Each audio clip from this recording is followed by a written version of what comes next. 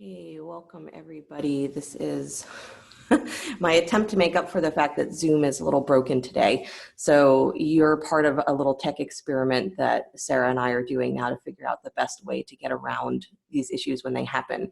So this recording is done on Zoom. We're also at the same time playing with recording on Facebook Live. We're going to see what kind of platform works the best. But hopefully I'll be able to get this recording to you sometime today. It's Sunday. And you can let me know. But we wanted to offer something because we know it's such a bummer when you put time aside for your practice and then something happens that completely disrupts the way that you wanted it to be, the way that you hoped that it would be. And part of me is really hoping that all of you who came this morning that found out that you couldn't take class, that you just said, well, fine, I'm going to practice on my own. But if that wasn't the case and you instead went to go, eat cookies or sit outside or play with your dog or something like that, then that's perfect too. Because this is what we learn in yoga, right? Is that whatever there is that we're expecting or that seems to be taken away from us it's not anything that we're going to be missing. It's a possibility to see what becomes available because what you expected to happen didn't occur. Right? So this is the universe playing like a magic trick on us, like those people who take the tablecloths and they yank it out from underneath all the cutlery, right? And we're all amazed when that can happen. And so this is the same thing, is that you haven't lost anything just because your expectation didn't happen or just because the thing you were looking for didn't work the way that you expected. What you're able to gain is everything that's now revealed to you because what you were looking for didn't happen, right? So that's very much the time of life that we are in. And this, I think, is just another reminder of that, is that whatever you are relying on to be the source of your completeness, wholeness, stability, security, safeness, is yoga always reminds you is that those things can be pulled away at any moment. What never is pulled away is that sense of the inner awareness that I can look at what's in front of me in such an expanded way that I don't miss what isn't there. And instead, I get myself fully immersed in what is, right? So we're doing our best on our end to do that, is that this one way wasn't working this morning. And so it's going to push us to explore other ways. And ultimately, it's going to make it so that our possibility to serve is greater. And that's yoga, is that everything that we do makes our possibility to serve the greater good more, right? The maha. So comfortable seat if you're not there already. And I know right at this moment I'm talking to myself, but I'm really talking to all of you, right? You're all in my minds as I'm saying this. So I'm watching you practice in my mind. I'm imagining what you're going to look like when you're doing these poses on your own. So here we go. Comfortable seat, let your eyes close.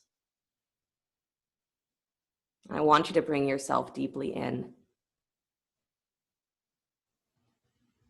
Deeply into a place where you can go to the bottom of yourself.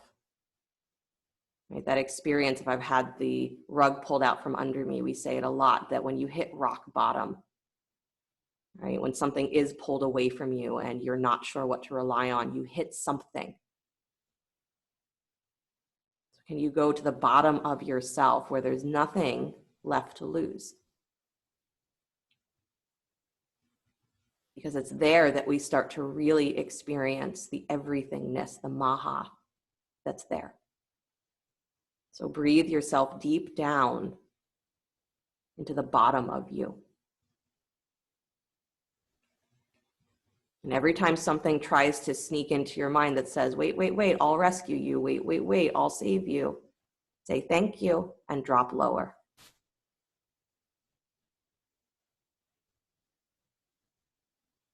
Go to the bottom of yourself. Breathe deep into the pelvis.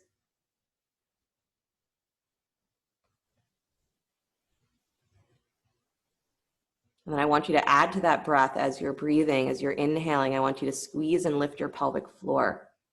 So almost like you're bringing this fountain of energy up from the core of you, the deep, deep, deep bottom core of you. Squeeze in and up. And then release it on the exhale. And every inhale, you're squeezing and lifting that energy up from the very, very bottom of you. Your Mula Bandha, that squeezing of the pelvic floor, it's deeply internal. So it's not squeezing your butt cheeks. It's deeply internal, squeezing the muscles, they say, of the sex organs, squeezing the muscles around the anus, but not the butt cheeks. And it's pulling all of that up into the low part of your belly. So you're squeezing in and up, and then you're releasing. This is the same for women and men. It doesn't matter what your anatomy is. The pelvic floor, those same muscles squeeze in and up like you're drawing your insides up a straw, and then releasing. Do that a couple more times. Again, you're squeezing that energy up from the base of you, and then letting it release. And it's like the waves of the ocean. It comes in, it pulls up that gravity you can feel as the water pulls at your feet if you're standing on the edge of the waves. That same energy that rises and falls. Good. And then release that squeezing and start to feel yourself breathing wide into your rib cage. And as you exhale and you release the breath, feel a hollowing underneath your ribs. So it's like you're drawing the space of your navel in and up. So back to your spine and up under the ribs, hollowing. And then release it. So a deep inhale, and then on the exhale, again, you're hollowing in and pulling that navel energy up under the ribs and releasing. So keep doing that. Again, it's almost this kind of fountaining energy from inside that you are pulling up from the depths of you. Good. So the inhale is nice and wide into the ribs. The exhale is as you soften and release, you're drawing the navel in and pulling up under the ribs. You're going to feel like you get a little taller. And then let it go.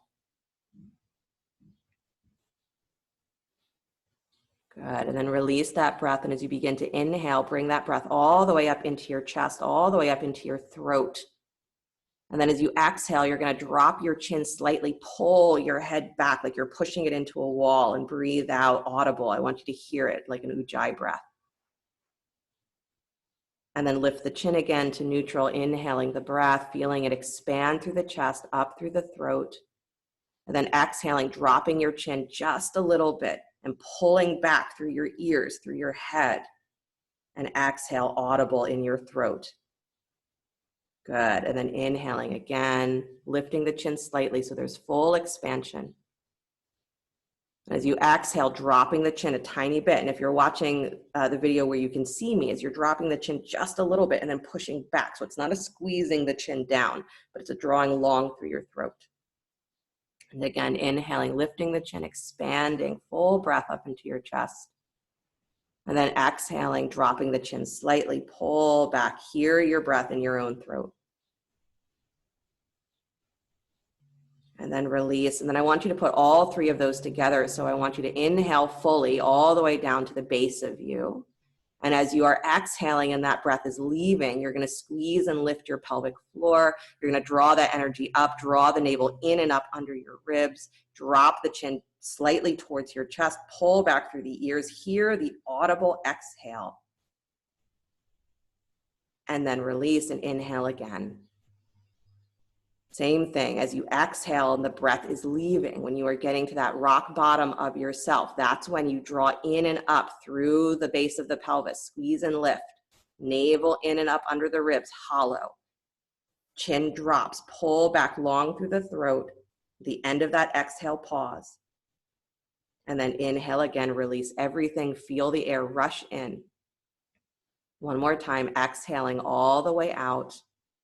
All the way down to the base of you, squeeze and lift the pelvic floor as the air is leaving. Pull the navel in, hollow up under your ribs. Pull your spine longer. Drop your chin towards your chest. Pull back so that your throat gets super, super long. Pause at the end of that exhale. And then release and inhale. Take a moment to just let the breath return. We call those the bandhas, the internal locks. The internal places that if you connect to, they are going to be your source of support no matter what's going on in your life. They're the source that helps to keep our energy within our body, within our mind, so it doesn't fly away because something happens that we didn't expect.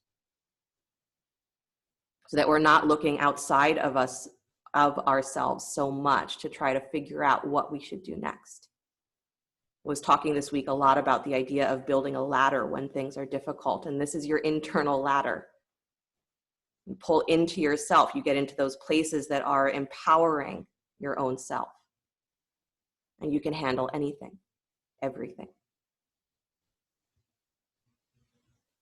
But unless we go to those places and we get clear on where they are and how to use them, that power might feel like it doesn't belong to us. Deep breath in, stretch your arms up to the sky. Good. Exhale, bring the hands straight down the center line to the heart. Good. We'll open with the sound of Om. Deep breath in.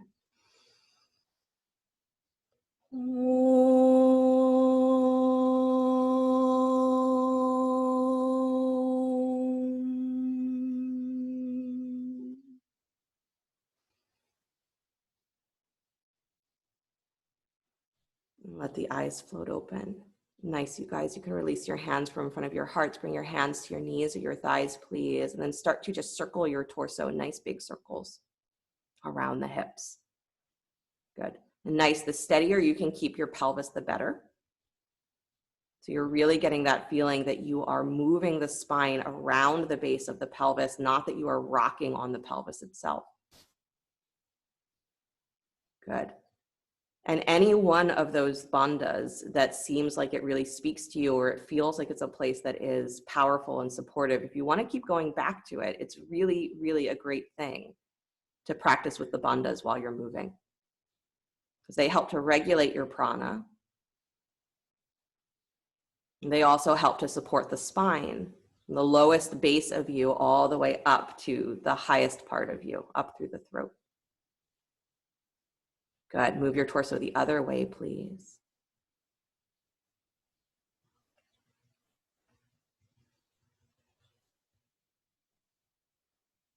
Nice. I've heard it referred to, or this movement is like stirring peanut butter, right? You're a spoon stirring peanut butter. You want to scrape the edges of the jar. I tend not to go for those analogies because it makes me think of food. And then for the next hour, I'll be thinking about peanut butter desserts instead of yoga. So watch where your mind goes, but also be aware of what helps you understand the experience that you're having. Come back to center, please. Stretch the arms up to the sky. Good. Interlace your fingers. Press the heels of the hands up. Good. And then lean to your right side, body stretch. Good. And then move your ribs to the right a little bit further. So you're actually pushing your rib cage to the side. Good. And then let that right hand touch down to the floor, please. Left arm stays over your ear. And then walk out further onto those right fingertips. Maybe bend the elbow, or definitely bend the elbow, even if it's not going to reach the floor. Bend it like you intend for it to reach the floor. Good. And then watch as that left hip flies up. Push it down. Good. Don't be upset that it started to rise up. Get excited that you get the sense now of being able to push through that left hip as you soften into that right side. Good. And then come all the way back up to center, please. Both arms lift. Inhale. Interlace your fingers. Press heels of the hands up. Good. Reach to your left, please. Side body stretch, stretch, stretch, stretch, stretch. Good. And then let the left hand touch down to the floor. Right arm continues to reach over the ear. And then bend your left elbow so that it can drop towards the floor any amount. And as your right hip starts to fly up, push it back down, so that you have this feeling that you're pulling your side body long in both directions. It's not just up to the upper body to make this happen. It's the lower body too. Nice. And then come all the way back up. Beautiful. Release the hands down in front of you, please. Roll forward onto hands and knees.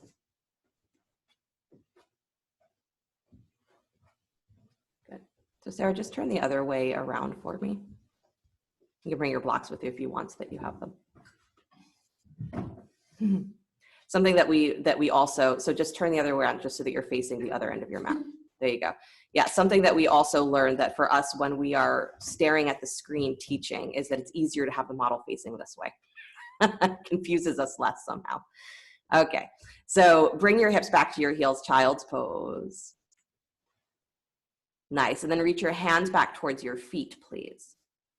Good. And then you're going to keep your hands at your feet or your ankles. And then as you breathe, you're going to inhale, roll up to the crown of your head, lift your hips, round your back. So as your hips lift, you're pulling everything from the front of the body up so that it expands the back of the body. And then exhale, release the hips back down, come back to the forehead.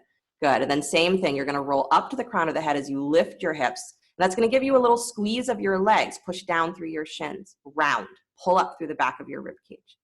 Good. And then drop the hips back down, roll to the front of the forehead.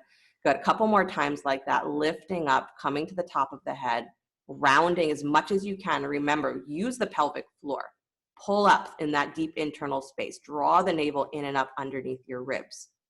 Good. Even feel the expansion through the back of your throat here. And then hips come back down. Last time as you come up. Good. Breathe that whole back side of your body. And then exhale, release the hips back down to the floor. Good. Take the arms out in front of you again, or bend the elbows, make a pillow with your hands and rest the forehead there. Nice. The back of the body is said to represent our feelings of fear, the things that are the past, the things that maybe we've experienced before and we say to ourselves, never again.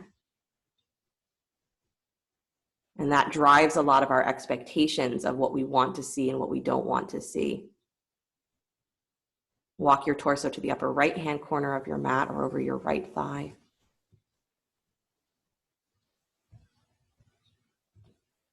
Good.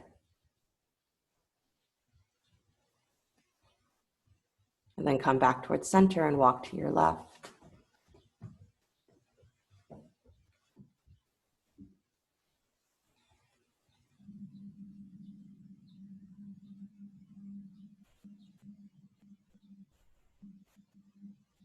Releasing through the back of the body. Whatever nervousness there is about what might happen tomorrow, what might happen the next moment. That it's going to somehow be a return to a pain that you thought that you escaped. Come back to center. So this concept of building a ladder is really about, it's that feeling of there being pain or fear or discomfort is something that is very much our everyday experience. Walk your hands back in, please. Come up to hands and knees. Press back downward facing dog. And then if we go into the bigness of that, the endlessness of that, is that we start to get overwhelmed, or we fall into depression, we fall into despair, and it becomes worse because now our mind is racing with this idea that it's inescapable, right? And so the great thing about yoga and even Buddhism is that they mirror each other when they say, yeah, that painful experience, that feeling of what we call pain is inescapable. Good job. You've realized the truth. And at the same time, there's a way to experience your life beyond that. Right leg comes up and back, down dog split. Good. Step that foot forward between the hands, please. Nice. And then drop the back knee to the floor. Inhale the arms up to the sky. Anjaneyasana. You can use a blanket underneath that back knee if you need it. Deep breath in. Interlace your fingers, press heels of the hands up to the sky. Good. And then side body stretch to your right. Good. And as you move to the right, maybe you didn't see it, but I saw that Sarah's hip popped out to the side. So draw that right butt cheek back and in. Yep. Press your inner thighs wide away from each other, even though you are leaning to the right. Good. And then bring yourself back up to center, please. Good. Lean to the left. See what that feels like. Without letting your hips fly out to the side. Keep that widening of both inner thighs. Good. And then come back up to center. Inhale. Nice. And then release the hands down to the floor, please. Good. Tuck the back toes, lift your back knee. Beautiful. Left hand plants, right arm comes to the sky. Spinal twist. Good. You're falling back into that left hand. You're opening the chest even more. Nice. And can you find here, again, that squeezing, lifting of the pelvic floor. So you get that little feeling almost like you're tucking your tail. Good. And then you're going to send your inner thighs back, draw your low belly in and up under your ribs so you can open the heart more. And then look straight ahead instead of up towards that hand. Draw your chin down, press back through the back of your throat, through the back of your head. Yeah. And now really let the chest fall open. Good. And then release that hand down to the floor. Nice job. Walk to the inside of that front foot. Good. And go to your left until you come to the center of your mat. Straighten both legs. Prasarita Padottanasana. Good. Pause for a moment, hold opposite elbows and hang. Good. So the hanging means that you are releasing the effort in the upper body. Again, this is to help get into that feeling that you're releasing through the back of the body. Good. That there's a sense of letting go of whatever has been held there. Nice. But it doesn't mean that you let go of that squeezing of the legs. It doesn't mean that you let go of the lifting of the back of your sacrum.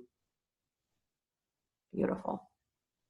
And then release the hands down to the floor, please. Good. Plant your right hand right underneath the shoulder or center there on your mat. Take the left arm to the sky.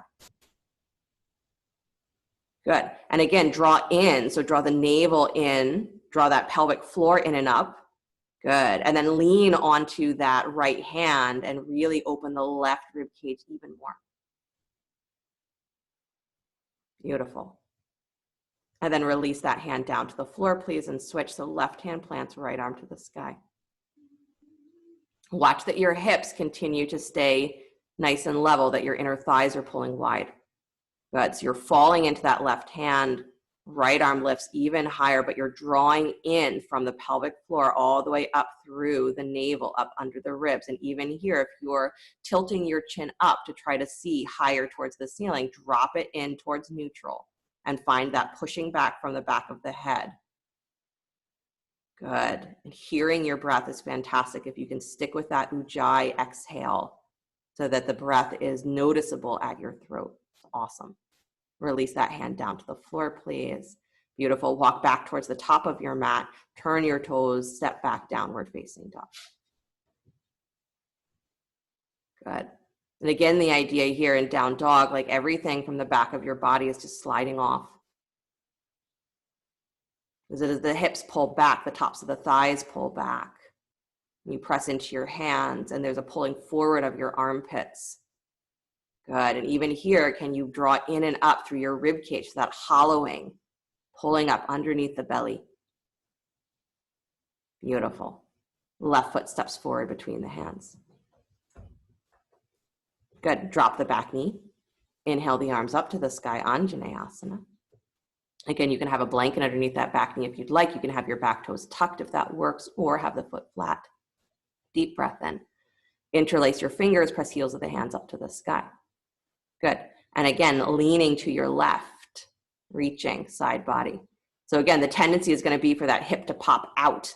So draw it in towards the midline, like you're scooping it in and under. And then with that scooping, draw it into your low belly that's scooping in and up, and then send your left thigh deeper into the lunge. Good, but keep your rib cage, your torso lifted. Come back up to center, and then take that side body stretch the other way. Good, don't let those hips pop out to the side. I saw that, Sarah. Good. I have permission from Sarah to make fun of her a lot during this video, so just realize I'm making fun of you too. I see you. Come back up to center. And I'm not making fun of you. I'm just pointing out what you're doing that you don't notice. Release your hands to the floor. Good. Tuck your back toes, lift your back knee.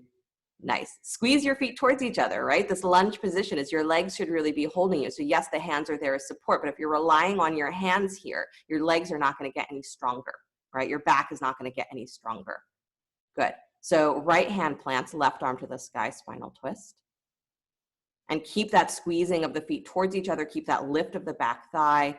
Good. And again, you're falling into that right hand so that you can open the rib cage more. And throat goes back. Nice, nice, nice. And see if you can feel that lift in and up of your pelvic floor, but squeeze your left butt cheek in towards the midline of your mat. Beautiful. Release that hand down to the floor. Good. Both hands inside the front foot. Walk to your, what is that? Right. To come to the center of your mat. Good. Again, wide legs, toes facing forward. Hold opposite elbows here and hang. Good. So there's the squeezing together of the feet. There's the drawing in and up of the pelvic energy, which is going to help tilt your pelvis forward a little bit more. So it actually helps expand the sit bones. And you push up through your sacrum, and then you allow gravity to pull your spine forward any amount.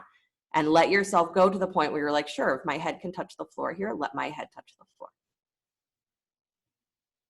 And if it doesn't, that's totally fine. It doesn't mean that you've missed anything. But if you don't give yourself the allowance that my head could touch the floor here, then there's a whole part of your experience that you've decided is not for you. And that's when we have those moments when the rug gets pulled out from under us, when the universe says, really, you think you're going to stay this way forever? Let me give you a clue. Let me shake you up so that you are willing to step into something else. And when we don't know how to do that, that's when we come back to these practices and say, what can I use that helps me build a ladder? Release the hands. Please take your right hand to your right ankle, your left hand to your left ankle. So same hand, same foot. There you go. Yeah. So it might feel like you're still in that hanging energy, even though your hands are solidly on something. So push your shins out against your hands. Feel your big toe mounds pushing down. And then again, nice straight arms. Sarah's doing it great. You're scooping your belly, push your butt up to the sky, deep breath in. Good. And then as you exhale, bend your elbows wide like you're doing a pull-up.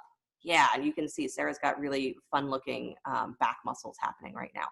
So you can see that that energy going through the back is that it's not that you're just relying on gravity, is that you're pulling yourself deeper in.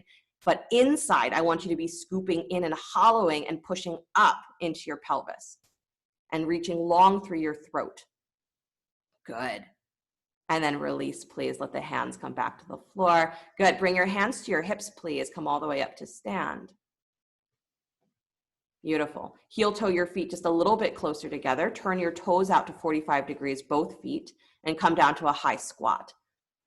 So that means that your knees should be directly on top of your ankles. So if you've come in too close and your knees are going beyond your ankles, you got to separate your feet again wider. So Sarah, your feet need to come a little bit wider. Good. Yeah. Nice. We always have to come wider than we think we need to. And again, find security there, pressing into the feet, squeezing the feet towards each other. Stretch your arms up to the sky. Interlace your fingers, point your fingers straight up. Yep, Kali Mudra. So you're squeezing and lifting the pelvic floor here. So you're staying in that squat, but I want you internally, you're squeezing and lifting up. And then the exhale, you're going wide into the thighs. Good. And then inhaling, you're squeezing in and up. You can even take it all the way up into Uddiyana Bandha, which is the navel pulling up under the ribs. And then as you exhale, you're feeling everything expand and widen through the pelvis. Good. And do that a couple more times. Inhaling, lifting up. And Sarah's turning it into a coming out of the pose and into the pose. If that's how it works for you, that's fine. Good. Great if you can stay steady, though, in the legs. One more breath like that. Good. And then go ahead and straighten the legs. Nice job. Stretch your arms out wide, letter T. Nice. So take your left toes to face all the way forward to the top of your mat. There you go. Turn your right toes in so that they parallel the back of your mat. So you're coming into warrior two. So bend that left knee. Arms are wide. Good. Nice, you guys.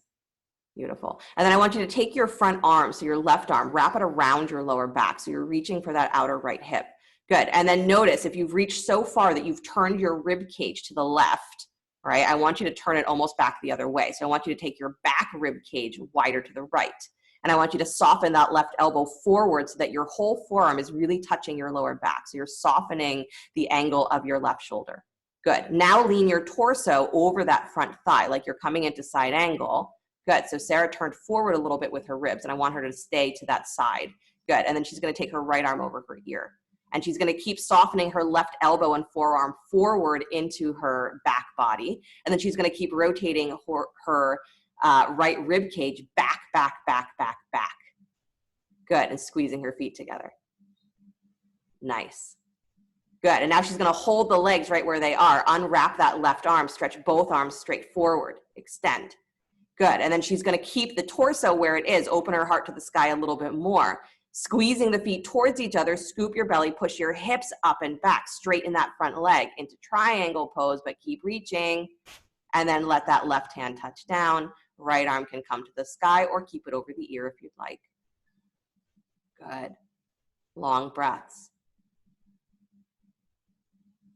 Nice. So that arm that's in the air, for a moment, I want you to take it to your lower back. So take that right palm to your lower back. So not the back of the hand, but the palm. Good. So that you have this sensation of hollowing your low belly. So you're actually pushing your sacrum back into your hand. Good, and you see that made Sara round her ribs a little bit. It's gonna make you round your ribs a little bit too. It's perfect. So I want you to keep that fullness, keep that lift, right? So the hollowing, now you pull up through the front of your pelvis into that space of your navel, which goes up into the hollowness under your ribs. Now maintain that, open your ribs more, turn your heart towards the sky, but keep the pressure of the low back into your hand. Good, and then press your throat back in space, like you're gonna find a wall behind you. Nice, now maintain that, take that right arm back up to the sky. Brand new triangle. Good, bend that left knee again, please. Release the hands down to the floor, good job. Spin the back heel up, come back to down dog split, take the left leg up and back. Good, and then kick the heel in towards your butt, please. Knee pointing down, kick that thigh a little higher, so push up through the heel. Press into your hands, drag the arms up into the shoulder socket, lift through the back of your throat, look forward towards your hands. Good, scooping into your low belly here, even though you're in a back bend. You're still squeezing in and up through the pelvic floor. Good. One more breath, lift the back of the heart, lift your thigh, and then release the upper body, please. Extend that left leg back to straight, and then release it down, downward facing dog. Deep breath in, deeper breath out. Good. And then vinyasa if you'd like, or take a few breaths in child's pose. If you'd like to drop your knees to the floor, you can do that. The vinyasa is coming forward to plank, lowering down to your belly. Make sure those toes are pressing down into the floor as you rise up into cobra or up dog, doesn't matter which one you're doing, and then come back downward facing dog. Nice. Good, you guys. Right foot steps forward between the hands. Good. Drop your back heel. Baby toe parallels the back of your mat. Yeah, it's so funny that knee and heel are the same word in our minds. They're not. Good. Cartwheel the arms up to warrior two, please. Yeah, nice. And then you're going to take that, so again, you're turning your left rib cage a little wider to the left, so it's your back rib cage. Again, it's the one that you're not paying attention to that's actually going to make the biggest effect on what the front of your body can feel. So turn that rib cage wider to the right. And then it's your right arm that wraps around your lower back, so you're reaching towards that back hip. And then even though you're reaching, right, the tendency is going to be for the ribs to turn forward again. Turn them back wide to the right. And then soften that right elbow forward. So you're taking more of your forearm to your lower back. So you're softening the angle of that right shoulder. Now lean forward over the front thigh, like you're gonna come into side angle. Take the left arm over the ear. Good. Yeah. And side angle, it's traditionally said, right, that line of energy through the back side of the pose, so from your extended fingertips all the way down to that back heel, that's one line of energy. So make it one line of energy. It's not I have to support my arm with one part of me and I have to support my legs with another part of me. Find that feeling of connection that you are pushing out and down through your back heel and reaching out and beyond the crown of your head with your extended fingers. Awesome. Now, don't change the legs. Stretch that right arm underneath you. Good. Reach. Turn your heart open more to the sky. And now don't change the arms, but straighten the legs. Good. So you're in triangle, but you're reaching, reaching, reaching. Nice. And then right arm touches down to the front leg, floor or block. Left arm comes to the sky. Trikonasana. Good. Throat continues to draw back. Again, feeling like you are moving from the back of your body instead of the front of your body. Being aware of every place where you are sure that there is a boogeyman or an old memory or an old fear that's going to jump out and get you. And realizing that even if that happens over and over again, there's still the same place inside. There's the same ladder to build on. There's the same place that you can come back to a feeling of empowerment, so that you can take the next step, even if it is tiny, simple. So for a moment, take that left hand that's in the air, place it at your lower back, palm to your lower back. Good. So you're pressing your sacrum into that hand. It's going to cause you to scoop into your belly a little bit more. It's going to make more space in that front hip too. And then maybe you round into your back rib cage a little bit more. Good. Try to scoop that right butt cheek under just a little bit, but keep that pressure up into your hand. Nice. And then squeeze and lift the pelvic floor, draw up. So it's going to lift the front edge of your pelvic bones off of your thighs. Good. And then turn the ribs even more, but you're still pulling in and hollowing. Nice. Good. So do all of that. Draw your throat back even more. And then take that left arm back up to the sky. And enjoy the feeling of your whole spine being involved in your triangle, your whole inner body really holding the pose for you. Good. And then bend that front knee, release the hands down to the floor, spin the back heel up. Take that front leg back to down dog split. Bend the knee, kick your heel in towards your butt, press up through that heel, press up through the thigh. Don't let the hip fly open, Sarah. Keep the knee pointing down. There you go. And then you're drawing the arms up into the shoulder socket. So drag back on the hands and feel that plugging in of your chest moving forward as your arms plug in and your shoulder blades move down your back towards your hips. And then lift the chest forward and up just a little bit. Press up through the back of your throat. Squeeze that right heel in. Yes. Good. Deep breath. Lift the heart. Lift the thigh. Good. And then release the upper body. Extend that right leg back to straight. And then take the foot down to the floor. Nice. Everybody drop down to your knees. Child's pose. What's funny to me right now is that before we started this I did not look at what time it was. So my concept of how long we've been going is totally up to my instincts as a seasoned yoga teacher for how long we're going. So I'm sorry if we go a little bit over. I'm sorry if we go a little bit under from what you were expecting. But at the same time, I'm not sorry if we don't meet whatever you were expecting. Because that's what today is about. It's not going the way I expected. So what do I do? The answers are the same. You practice. And you practice on whatever level you can. If physically you can't be practicing, you practice internally your breath. You practice internally the awareness of what am I scared of that's driving me? And can I meet that with a feeling of a place in me that is empowered? Not do I challenge that fear or turn it into a conflict within myself, but can I go to the empowered place and let the fear wash over me, wash through me, and move on? Because our everyday is that we live in the midst of our fears and our anxieties and our angers and our sadness and our grief and our everything that we could possibly feel, as we are always enmeshed in that. And at the same time, we are able to experience what is beyond that. So you practice on whatever level you can. Walk your hands back in, please. Come back to hands and knees. Downward facing dog. Good. Take your right leg up and back behind you, down dog split. And then start to walk your hands back towards your foot. Yeah, all the way back into standing split. Good, good, good. Kick that thigh higher, higher, higher. You got it. Nice. And then bend your standing legs. You're bending your left knee. Good. You can bend the one that's in the air too if you'd like. But bend that left knee and then move that inner knee wider and squeeze that left butt cheek in towards the midline. And then scoop your low belly like crazy. Good. Push your sacrum up to the sky and then push down through that left heel to take that left leg to straight, but don't let that knee waver. Good. Nice, you guys. One more breath.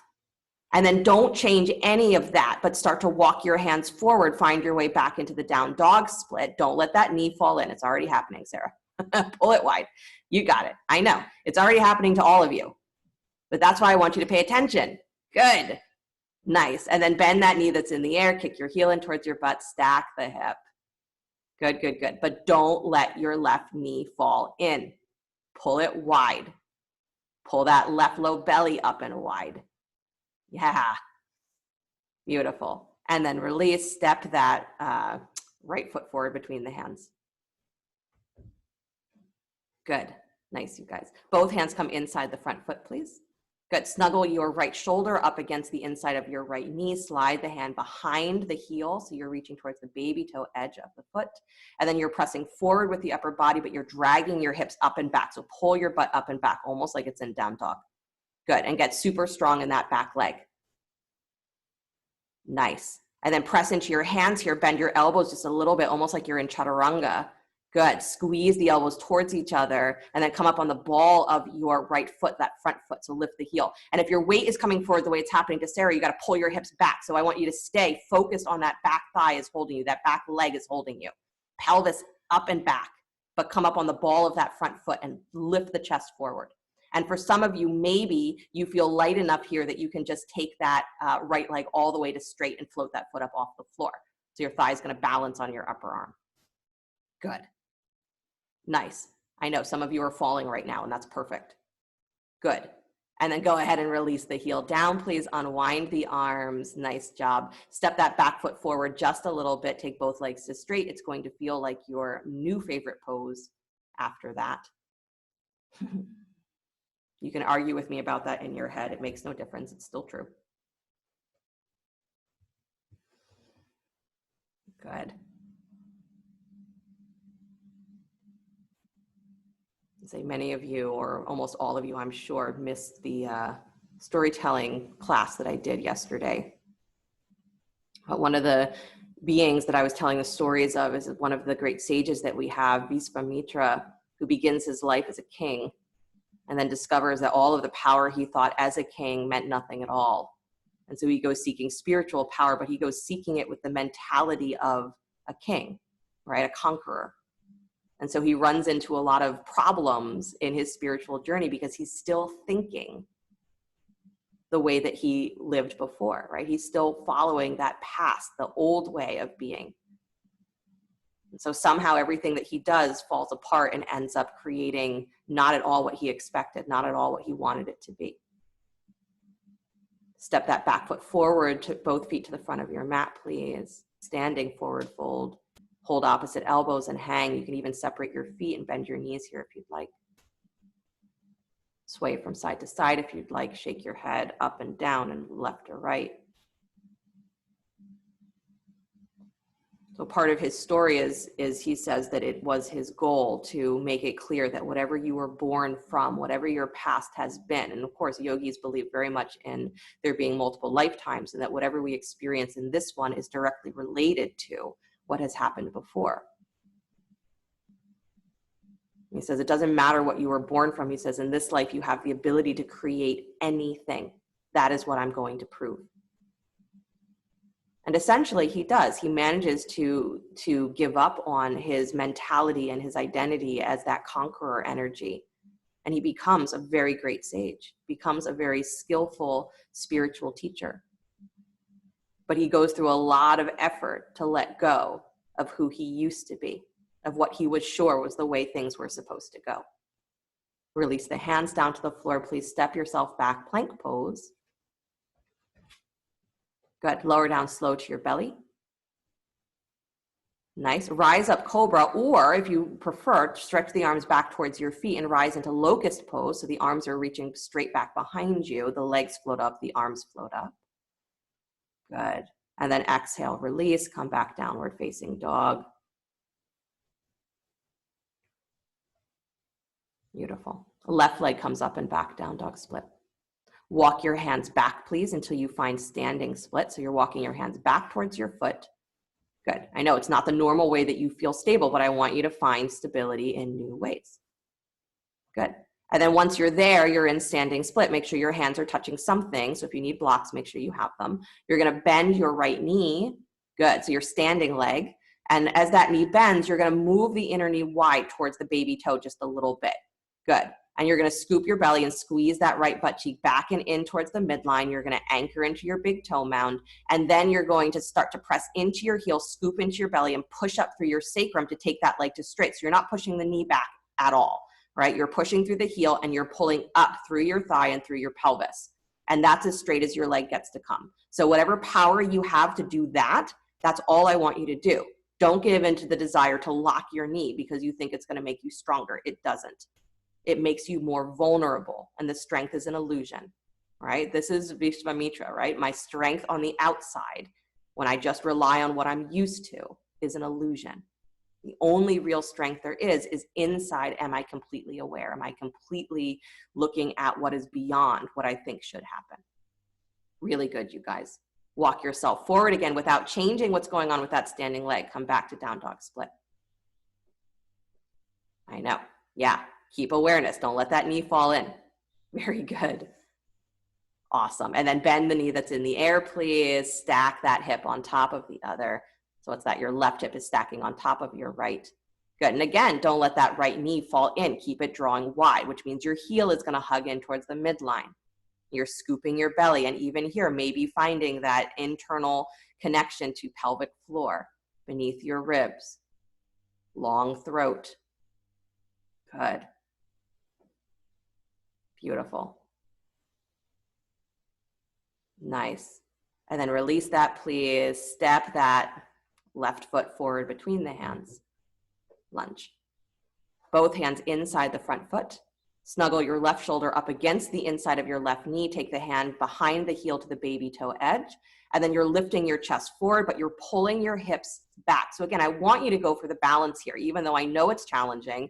And I know that it's not necessarily accessible yet for everyone. But I want you to work on this idea that in this lunge where you're wrapping the arm, you're pulling into that back leg. It's the back leg and the pelvis that are going to really hold you here. So if you don't have that power there, then it doesn't matter what you do with your arms. It doesn't matter what you do with anything else. You have to have that. So pull back. Good. And then lift your chest forward and up, long throat. And then bend your elbows a little bit like you're in a chaturanga or you're doing a little push-up. Squeeze the elbows towards each other. As you squeeze the elbows in, I want you to feel that you are hugging that lower armpit area. Good. That you're actually engaging your shoulder blades.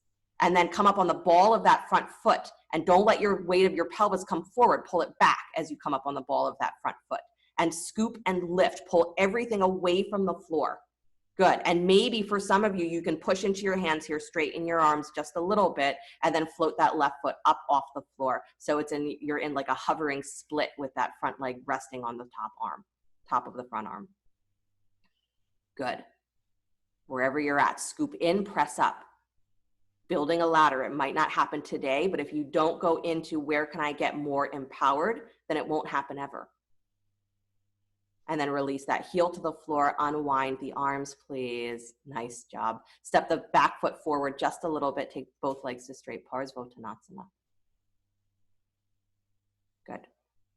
And when I say something won't happen ever, again, maybe it doesn't matter, right? That specific pose, it doesn't matter if the balance never happens, right? It's not important in that sense.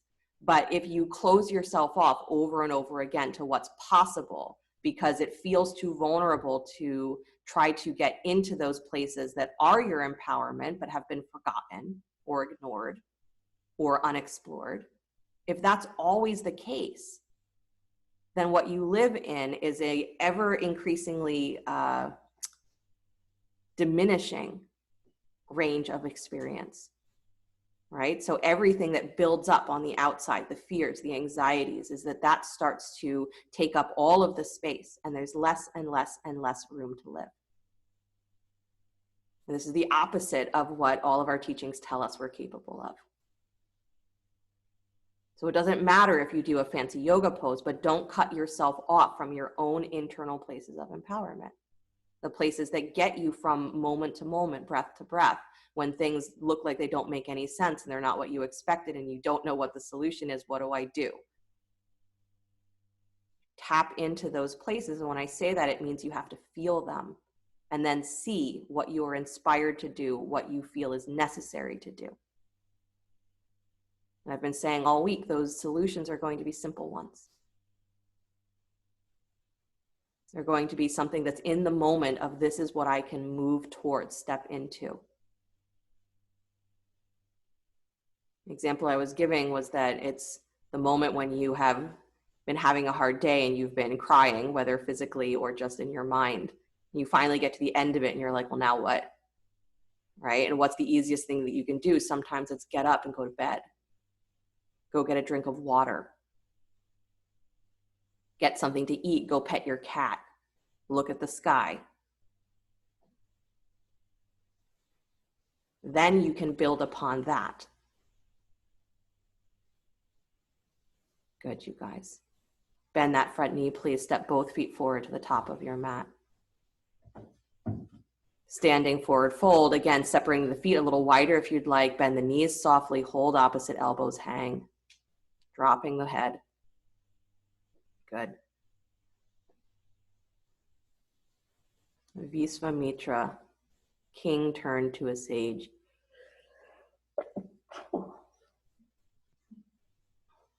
The sage that teaches us that if you're willing to give up your old life, it means that you can have a new one and you don't have to die to get it. And this is what all of the teachings tell us, is that when you understand karma, you understand this concept of what is woven through the interconnectedness of things. It's woven from one moment to the next, is that it's not something that you need to be scared of. What happened in the past that's going to come back and bite me?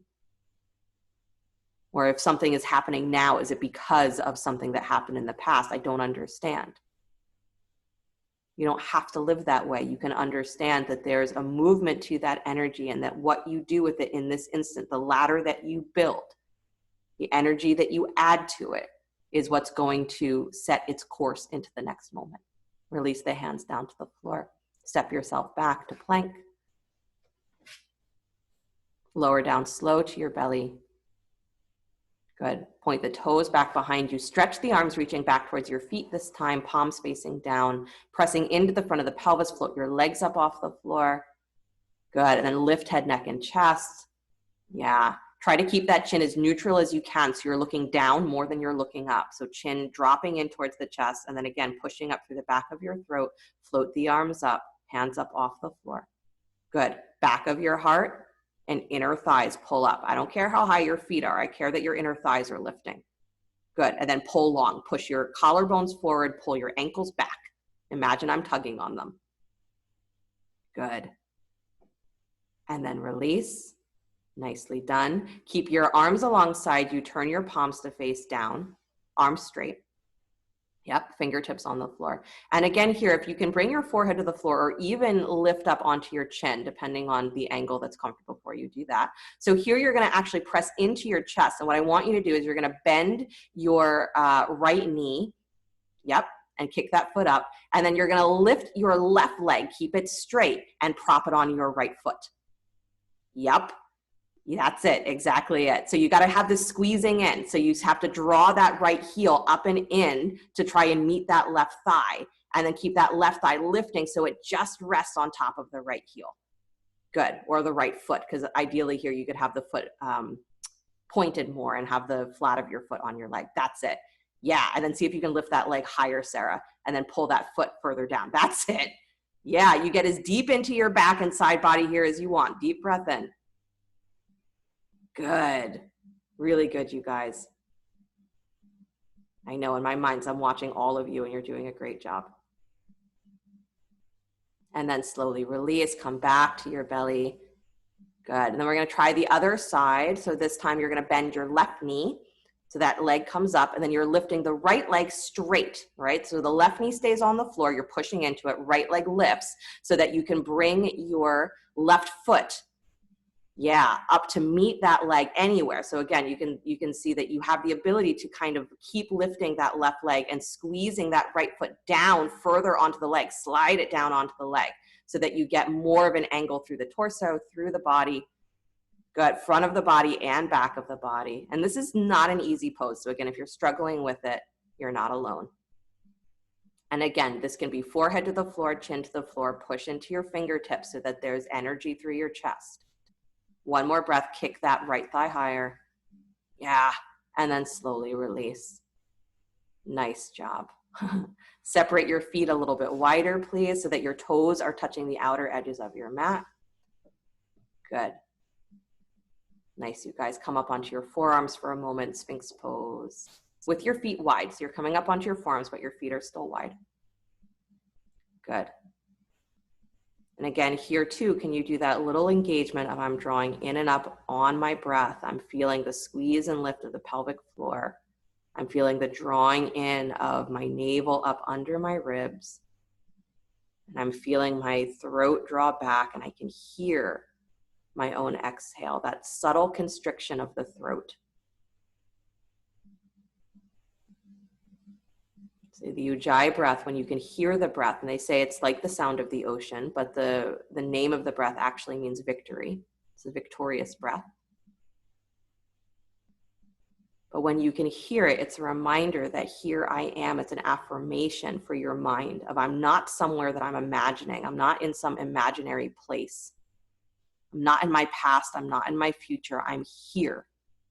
This is the breath. The breath is the affirmation that this is where I am. This is who I am. So that audibleness is to bring you back to the moment that you're in and realize that this is the breath that is either falling into your fear or that is reaching for that empoweredness, the empowered flow, the victory, right? Because when you can tap into those places in you, you know that they're there, then you can succeed through any moment, which means you move through it without getting lost, without forgetting yourself. And that's victory. It's not what the outcome is. Right? Again, Vishwamitra wanted to win every challenge, every battle, and it got him nothing but trouble. So winning doesn't mean that it turns out your way, but victory in the yogic sense is that you are never conquered by the moment that you're in. So feel your breath, hear your breath, and realize that this is where you are. And there's empowerment no matter what the situation is, no matter what's been pulled out from under you. Good. Lower back down to your chest, please. Nice. So stretch the arms out in front of you, straight out in front of you. Keep your legs wide, feet wide. And you're going to cross your right wrist over top of your left. Yep. So you're crossing the arms, and then you're going to roll onto your left hip. Yep, left shoulder finds the floor. Keep those right toes reaching towards the far edge of your mat though. Yeah, and then let that left shoulder fall back. Sorry, your right shoulder falls back. There you go. Yeah. Nice, you guys. Open, open, open.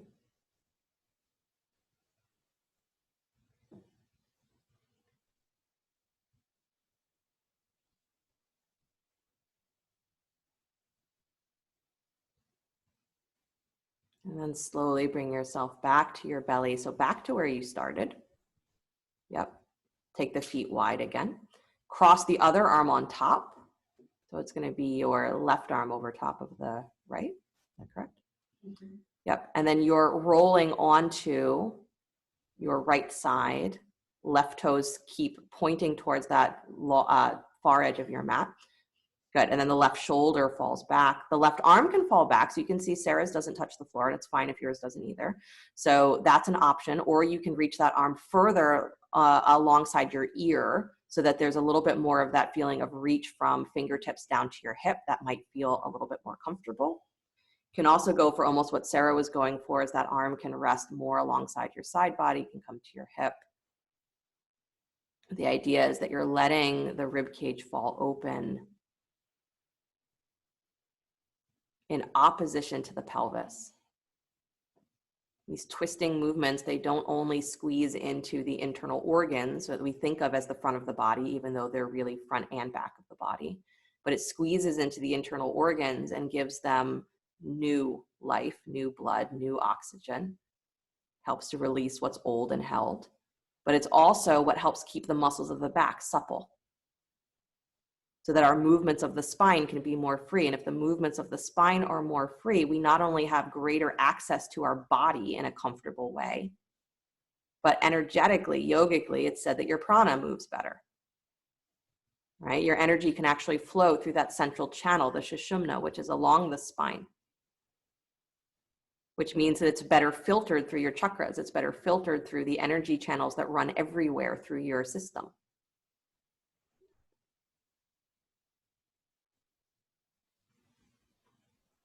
Releasing the old life, the moment that was yesterday, because every moment that you move past from is the old life. And every breath that you recognize yourself in is the real life.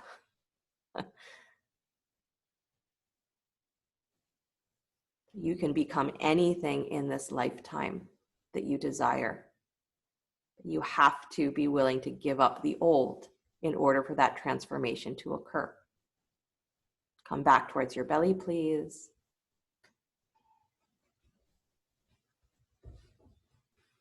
Good. Pause for a moment, maybe wiggling the hips from side to side. And then find your way slowly onto your backs.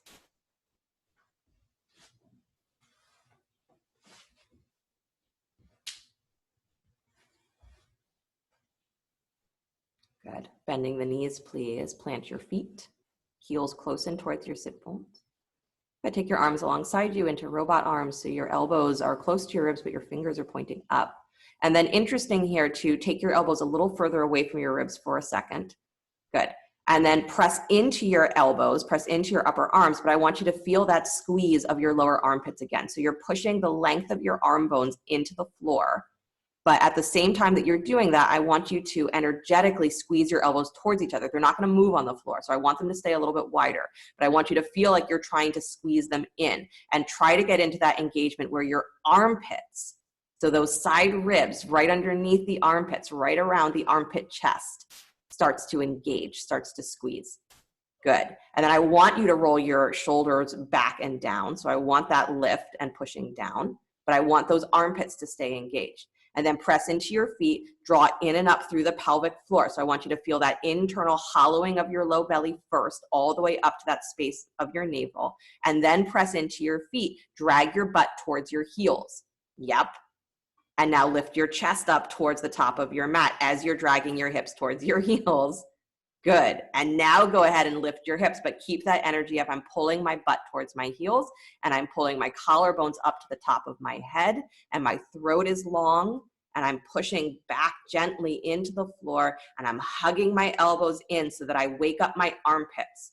Not so that my arms get tense, but so I wake up my armpits. Because that hug is what's going to lift the heart in bridge pose. Good. And that's the strength that we're looking for in most of our upper body work, to be able to do inversions comfortably, to be able to hang out in plank, chaturanga. It's the place that needs to wake up in order for there to be a greater feeling of security in our body, safety in our body. Right? The more we get to know our body, the places that can get stronger, the more you can feel safe in this body. That victory is within your grasp, no matter what's happening outside. Lower the hips slowly back down to the floor.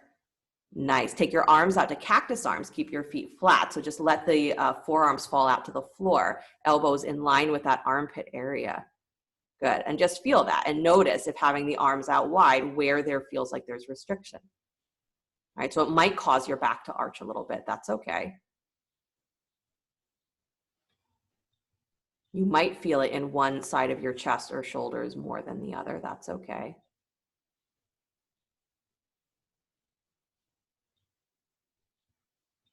Good.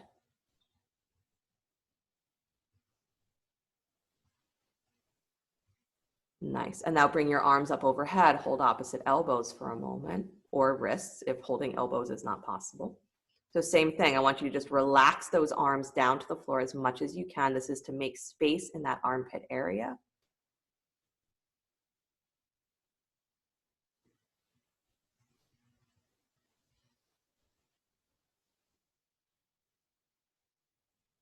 Good.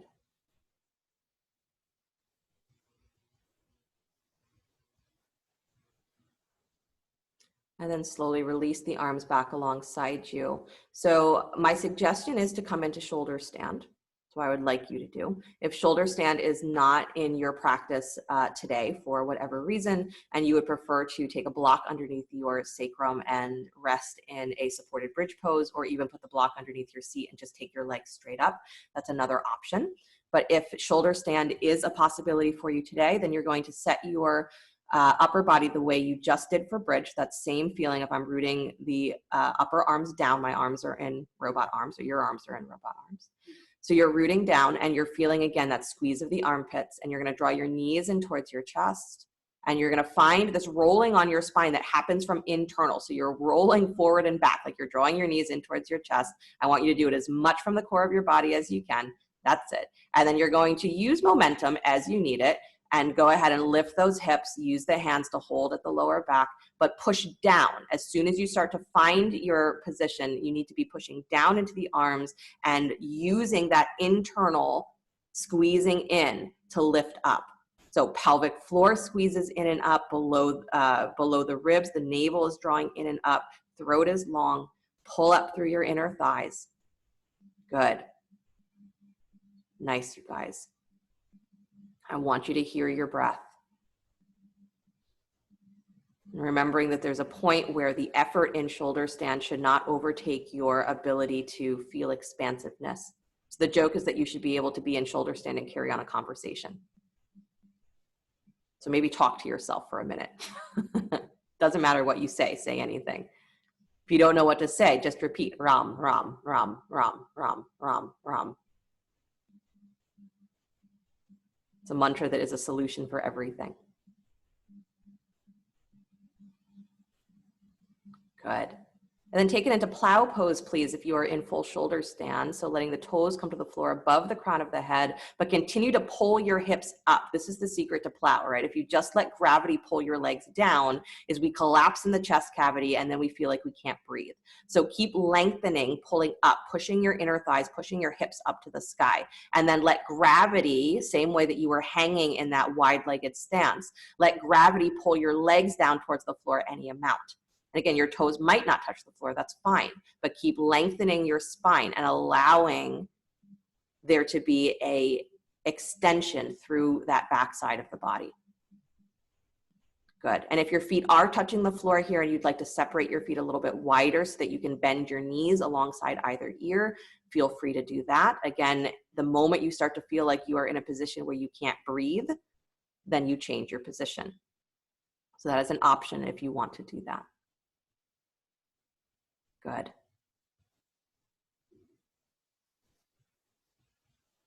Nice. And then slowly, if your knees are bent, straighten them back to plow. Good. Take one leg back up towards the sky if you are in plow. So just extend one leg out, find that split position, reach up. Good. And then I want you to change the split. So take the other foot down to the floor above the crown of your head. Take the other leg up. Yup. Good. Nice. Change the split again. Good. Staying with your breath. Don't tense in your neck, please. And then one more time, change the split of the legs. And again, if that doesn't make any sense to you and you're just hanging out in plow or legs up in shoulder stand, that's perfect. Good. Now keep the leg that's in the air. Take the other leg up to meet it. Full shoulder stand. Good. However you get there. And then again, for some of you who are very, very comfortable in shoulder stand, and only if you are super, super comfortable, take a moment, push into those upper arms, really super lift through the core of your body, and maybe let go of your lower back and press your arms straight down to the floor. Sarah's not going to do it, but you guys can, those of you who know that you can, with no strain in your neck. Push into your shoulders, pull up, and release the arms pushing into the floor. Nice. And then hands come back to your lower back, please. Start to come out of your pose, everybody, rolling down the spine one vertebra at a time, bending the knees in towards your chest. Good. Place your feet flat to the floor for a moment. I know, try not to give into too much of the desire to fidget around. Let your spine find itself.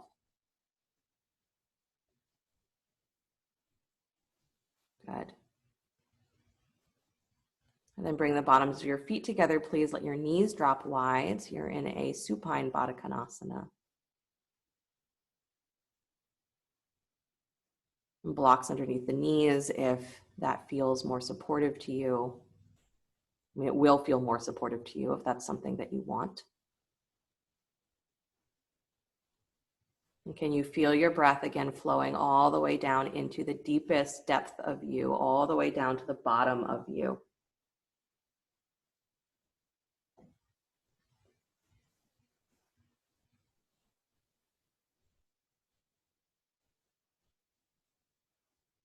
There's the contradiction that in the teachings it says that when you get deep enough where you realize that there is nothing left to lose, that is the moment that you gain everything. Because when you're no longer running from fear, is when you are able to have the full experience, the full extent of what is present, and a full awareness of what's there beyond what you were expecting or wanting or needing. And so you realize that there's nothing that you can lose. There's nothing to be lost except the memory of yesterday. So we're asked over and over again to go to that deep place, the depth of us, the bottom of us, where we're willing to give up everything, because it means that you can have everything, just not all at once. And this was Vishwamitra's lesson. Have to give up what was old to be able to see what was beyond that veil, what was beyond that set of parameters the whole time. The sage in him was always there, even when he was fully invested in being a king, a conqueror. And the other stories of the sages, as many of them, their stories are that they were once murderers, or they were once thieves, or they were once beings, people that we would look at and say, how terrible. Nothing good will come from them. And yet, these are the beings that are able to transform their lives and become great sages. You have the ability to become anything in this lifetime. But you got to get to the bottom of you. Draw your knees back up towards each other, please. Hug the knees in towards your chest.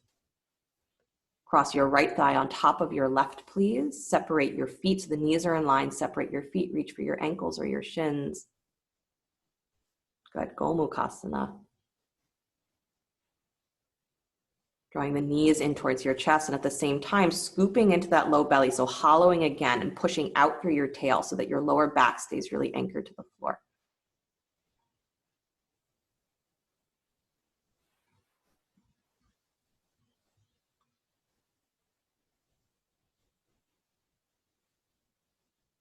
The rug gets pulled out from under you. It means you get your real view of the floor. It's like when the clouds clear, you suddenly remember how bright the sun can be.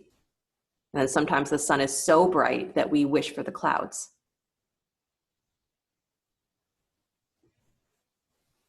And that's our experience of the divine as well. We want it, we seek it, then we get a glimpse and we go, oh, holy whatever. We say, oh crap, it's too much. I'd like my clouds back, please. I'd like my limitations back, please. Unwind your legs, take the other leg on top. Separate the feet, reach for the ankles or the shins. And again, you're drawing the knees in, but pushing out through your lower spine, anchoring.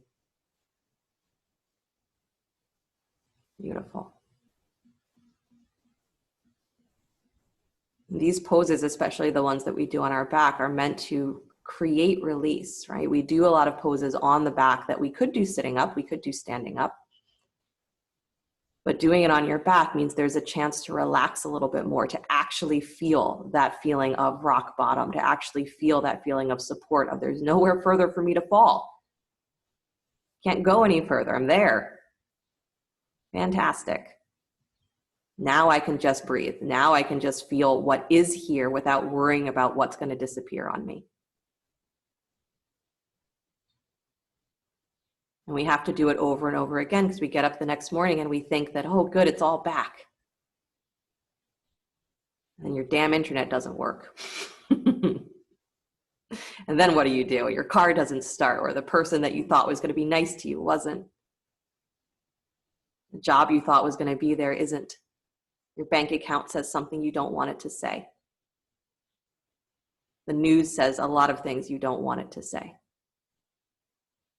And what do? You find those places in you that are forever victorious. And you breathe. You drink water. You meditate. You look at the sky. You build from there. Unwind your legs, please. Bring the knees in towards your chest. Come into happy baby, drawing the knees wide, reaching for your ankles or the insteps of the feet, baby toe edges of the feet. Anywhere you reach is really okay. Keep that low back anchored to the floor. So you're not curling up into your low back, but you're extending. Even here, you can draw in and up through the pelvic floor. You can find that lift of below the navel, or navel coming up below the ribs, the long throat, and that gentle, audible exhale that reminds you that you're real and that you're here. And you build from there. Can't move forward until we surrender to where we are. And surrendering to where we are, maybe it's that hitting rock bottom. We surrender to everything that could be lost, has been lost, is lost. But it wakes us up to being able to see what was behind that expectation all along, what was beyond that desire all along.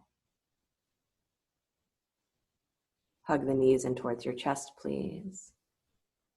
Keep the right knee in towards your chest. Extend the left leg straight out on the floor. Good. Flex that left foot so you're digging the heel down so there's still energy in that leg, and then come into spinal twist. Taking the right knee across the body. Good. Reaching the right arm again wide out to that side, or taking it up alongside your ear if you feel like your shoulder is very lifted and it's uncomfortable. Good. Keep your left leg engaged. Keep the heel awake. Keep drawing the top of that left thigh back so it's staying almost in line with your pelvis. Scoop your low belly, push your sacrum back in space. So you're supporting your spine as it twists. Good. And then slowly come back to center, please. Knee in towards the chest. Nice. And then release, switching sides. So taking the left knee in towards the chest, keeping the right leg extended. Dig that right heel down. So already here with the leg extended, you can feel that thigh pushing down. And then come into your spinal twist. And as you twist, you're keeping that right leg engaged. So the extended leg stays engaged. The top of the thigh moves back. Your heel lengthens. Your low belly draws in, hollow, and then press the sacrum back. Good. And then you're softening that left shoulder either back down to the floor or stretching the arm up over the ear.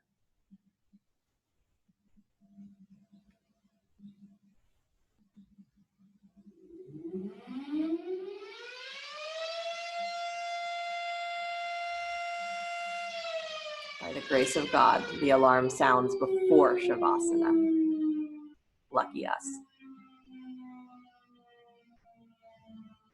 Slowly come back to center, please. Hug both knees in towards your chest. Roll forward and back, side to side.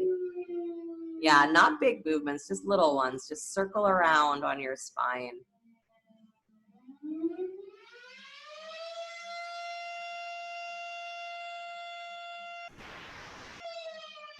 And then hug the knees in, please. Bring your forehead up to meet your knees. Squeeze, squeeze, squeeze. Yeah, I want you to just squeeze until the end of the siren. Just stay there.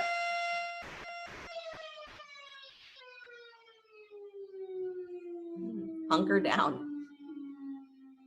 This is the ultimate sheltering in place. Can I shelter inside the deepest places in me until the damn sirens of the world stop screaming?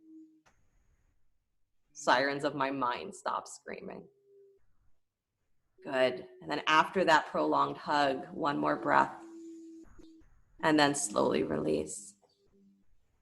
And stretch the legs out in front of you, please. Take the arms alongside you, palms facing up, heels to the floor, but toes dropping wide. Feeling maybe one more breath of that lifting through the pelvic floor, up through the navel, moving under the ribs, up through the throat, chin dropping.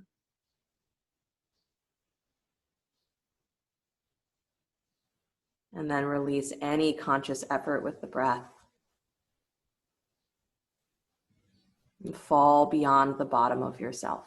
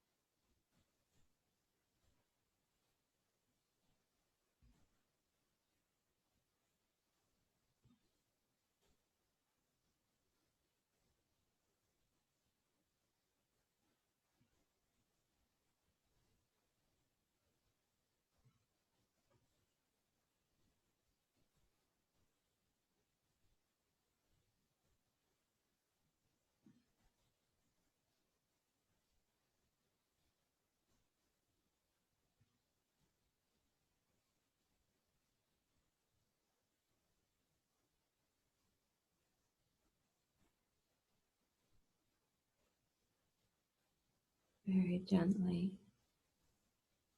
bring the awareness back to your breath. With the intention of letting the breath hit the very bottom, the very depth of you. And not just the physical depth, but the deepness of what you feel, what you know to be yourself. That you are knocking on the door of that infinite space that is beyond. As you bring your breath back into this moment, bring your mind back into this moment, let your body stretch and move. Drawing the knees in towards your chest, rolling to your right side. Take a moment before you begin to push the floor away, come back to an upright seated position.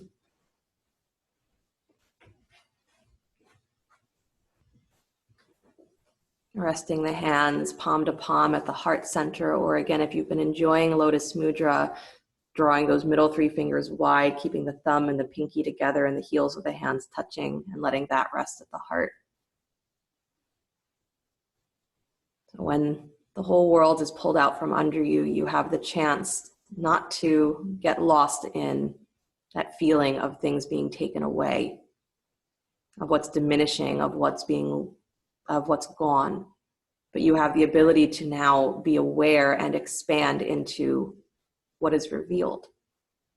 And what is revealed, I guarantee, is going to be more than whatever it is that you lost. It might not be your expectation. It might not be what you were looking for, but when you're not looking for anything, you can see everything. And this is why the yogis suggest that we have to get down into that depth of us where we are willing to give up everything that we think that we know about ourselves, about the world. And when we're willing to give it all up, then we gain everything. Because now we are seeing beyond what we expect, what we assume, what we want, and we're seeing what is. So you have the ability to do this. Every one of us has the ability to do it. And so those moments when the rug is pulled out and you feel yourself falling, that's grace. Because the falling is grace, and what catches you is grace. And what happens next is grace. Because it's the result of the falling. We call that karma. So how you pick yourself up again when you fall, how you pick yourself up when there's something that is feeling so heavy, confusing, fearful. So this is what the practice is. It's building that internal ladder. It's building that internal awareness of where your power comes from, what empowerment is, what victory is. That it's beyond getting what you want. And it's much more about knowing that there is enough in you. You are more than enough to move through this moment, whatever it is, with grace, is that you will move through it. And if that is your awareness, that's your understanding, you tap into the inner power of you, those places in you that bring you back to right now. The next step is happening, and it's simple. You will always be victorious, never conquered by any moment. And that's all there is. There's no winning this game. That is the winning. So build that ladder inside. What can I do this moment to bring myself back to the knowledge of my empowerment? And then there's no rug, there's no floor, there's nothing that can be pulled from you. We'll close with the sound of Om. Deep breath in.